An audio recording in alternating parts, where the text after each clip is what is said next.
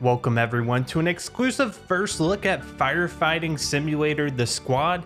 This game officially releases on November 17th, but the publisher sent it to me a little early so I could take a first look at it.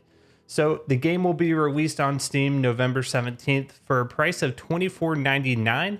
Some of the features really quickly: co-op multiplayer, advanced fire simulation, high replayability thanks to more than 30 different locations, 5 officially licensed firefighting vehicles by Rosenbauer America, authentic US fire equipment, approximately 60 square kilometers, which encompasses a large US city, the map, and a comprehensive training to introduce players to the basics of firefighting.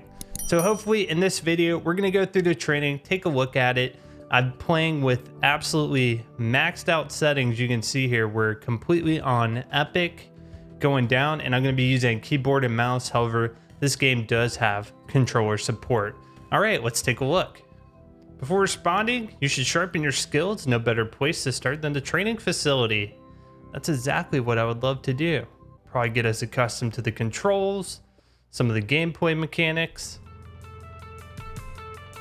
Looks like we have different categories. This training exercise will get you familiar with using forcible entry tools on doors and walls. Walk forward and open the door. The next door is locked. Grab the crowbar off the bench and walk towards the door. Then, break it open.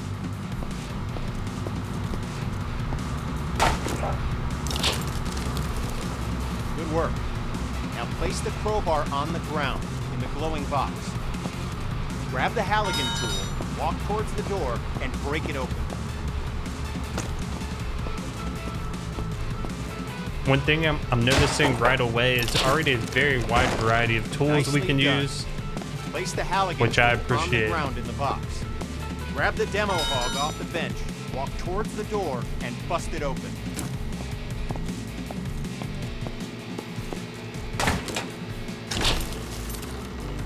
Grab the demo hog off the bench, walk towards the door, and bust it open.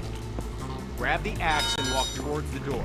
Swing at it and smash it open. We do have a couple other controls here. Toggling the camera zoom. Crouching. F for flashlight. Oh, it's pretty bright. Command wheel. Does not appear to do anything at the moment.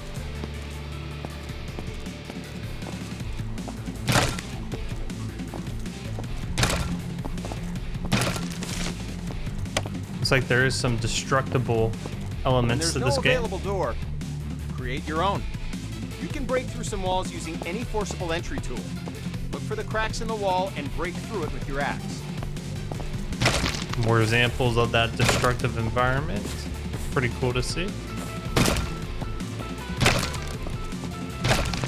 Examine the wall for cracks and break through with your axe. Good work. Now place the axe on the ground in the glowing box and we'll move on.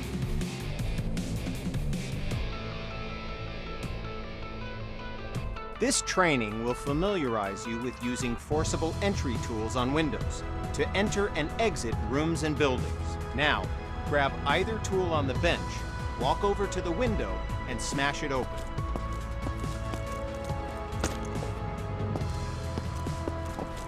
Okay, now climb through the window into the next area. At times, the window is too high to reach, so you'll need to climb onto something to gain access. Get on top of the wood. Nice. Good, we're almost done. Smash either window and climb through to the next area.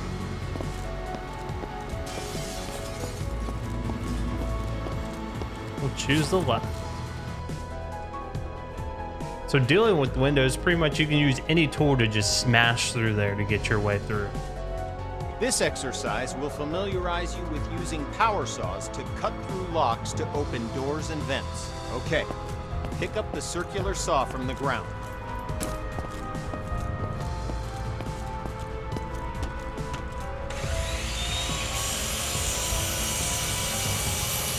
Good. Now use the saw to cut the lock on the vent end. Now, walk over to the garage and use the saw to cut the locks on the door. Cut both locks to open the door.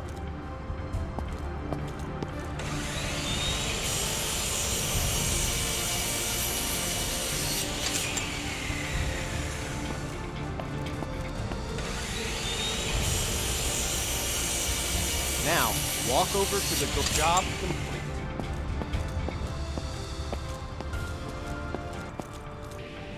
So the saw is really good for cutting into locks and to get that vent door open. This training exercise will familiarize you with using ladders. To use a ladder, you must first attach to it. Walk over to the indicated spot and connect yourself to the ladder. Okay, now climb the ladder by pressing forward. Okay, now reconnect yourself to the ladder and climb back down to the ground.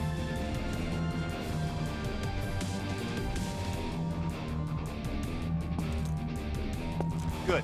Connect to the new ladder beside you. To the new ladder beside you. Now, climb up. Good.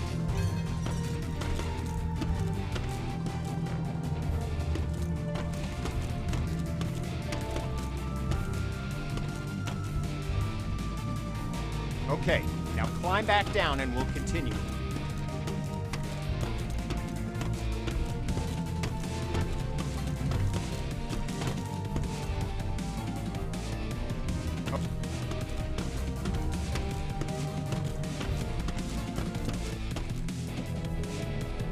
So using a ladder, pretty simple. With this training exercise, we'll familiarize you with how quickly fire can spread. Okay, stay where you are and just watch the fire spread. Notice how fast it jumps from object to object.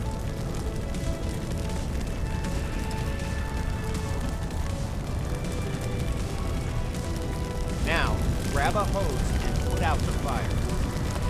Oh my gosh, that is intense. Spray water by using the indicated button.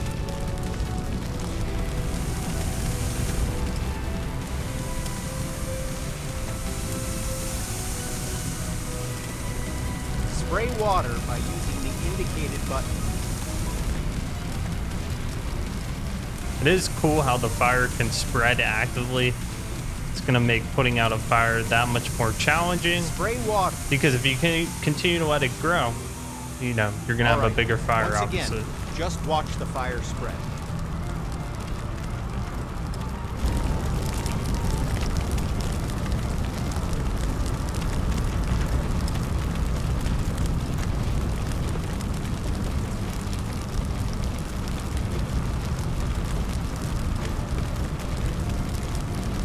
Okay, you know the drill. Grab a hose and put out the fire. Spray water by using the indicated button.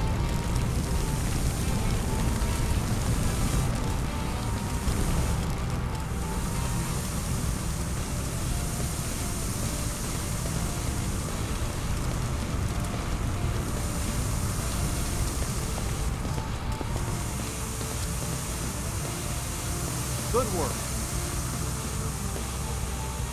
Now, grab a hose and try to put out both grease fires.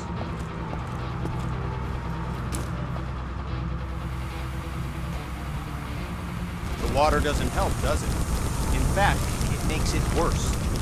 Water and grease fires don't mix. To fight grease and chemical fires, we'll need to use a portable CO2 extinguisher. Grab an extinguisher and aim it at the base of both fires. Sweep the extinguisher side to side on the flames to make sure you put it out. That's cool how different materials, they're going to handle differently depending if it's a grease fire or if it's a normal fire caused by other propellants. So let's sweep side to side.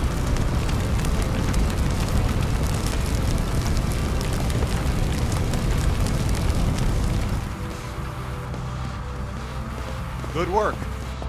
When out on calls, look for different types of flames so you can be ready for any grease or chemical fires you run into. It looked like a more red fire. This exercise will get you up to speed on smoke, how it affects your vision, and how to effectively clear it. Smoke is dangerous and can seriously harm you, which is why you'll always be equipped with an SCBA system to ensure you can breathe in any situation. When going into a smoke-filled area, be sure to use your helmet-mounted flashlight. It'll really make a difference. Turn it on now before entering the building.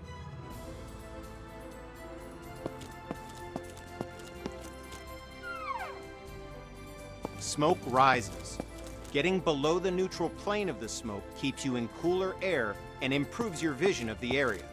Stay below the smoke level by crouching. The best way to deal with smoke is to eliminate it. Venting a room allows the smoke to clear and makes it easier for you to see any dangers. This will really help when doing search and rescue operations. To clear the smoke, walk over to a window and open it. Good. With only a single window open, it'll take some time for the smoke to clear. To speed up the process, open all the windows.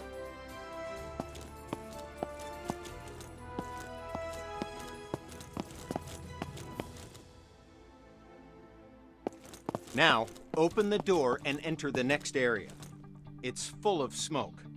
Stay crouched so you have the maximum amount of sight. Okay, you know the drill. Stay low and open all the windows to clear the smoke. So you can't open them from the crouch position. I thought you had to uncrouch. But if you get right under it, now, open it up. Open the door and enter the next area. Okay, we're going to take a different approach for this room. A smashed window is just as effective as an open window. If you need to vent smoke but run into a locked window, don't let that stop you. Grab a tool off the bench and smash both windows.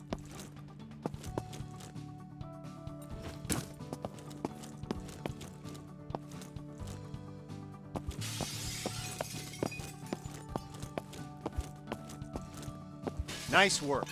The smoke will clear out in no time.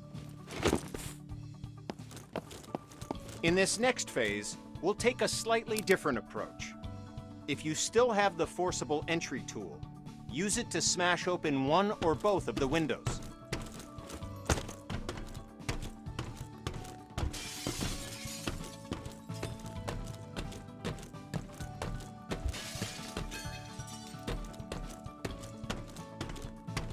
Good. Do like how it Now is enter the incorporating building real by life climbing techniques through the into the window. game. I think that is a pretty awesome thing to do. It's smoky in here too. Remember to stay crouched to improve your visibility as the smoke clears from the window you just smashed.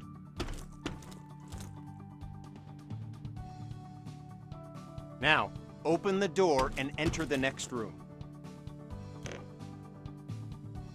Okay, you know the drill. Stay low and open the window to clear the smoke. You did it.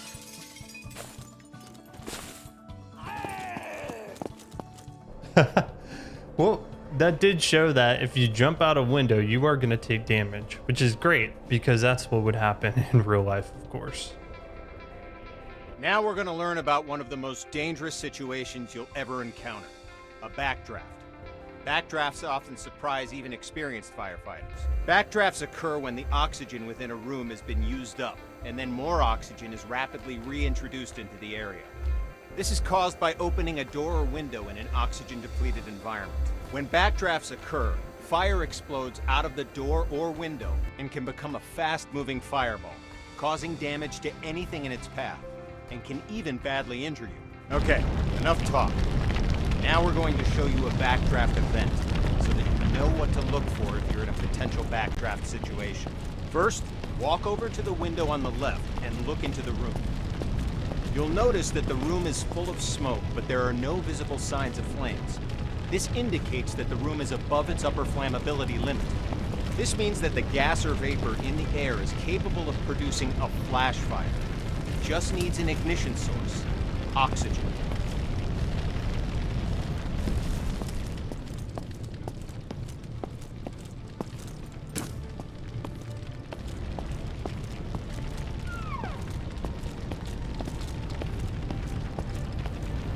Okay, look at the locked door on the left. Notice that the door is different than other doors and has signs of a potential backdraft. In addition to the room being full of smoke with no visible flames, there's also smoke at the base of a door along with a pulsing sound. I can hear that. Do you hear it? It's a low thud. This sound seems like it's repeating because the room's trying to suck air into it. It needs oxygen to reignite the fires within. Okay, door's unlocked. Open the door, but immediately back away from it to avoid the blast from the backdraft.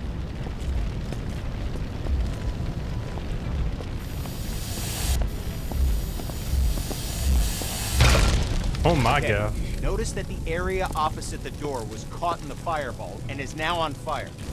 Put out the flames in this room, then move through the door into the next room and extinguish the fires there.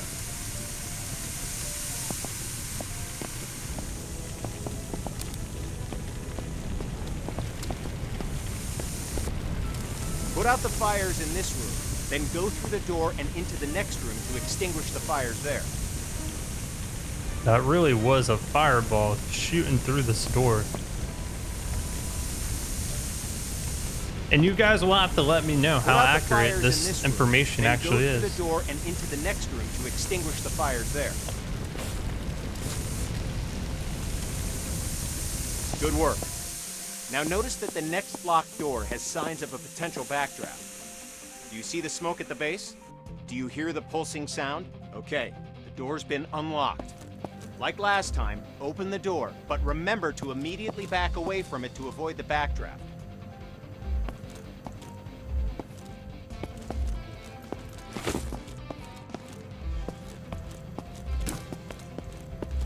Okay, the door's been unlocked. Like last time, open the door, but remember to immediately...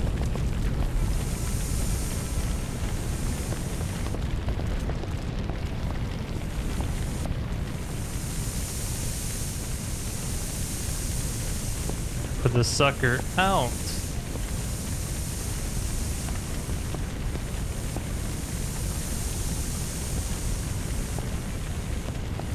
I know firefighters, they have, actual situations like this where they can practice. I saw a social media post just recently where firefighters were practicing on an abandoned house that was owned by somebody, and they're practicing venting into the roof if they needed to attack a fire that way. So they do live drills like this for sure. The next room and extinguish the fires there.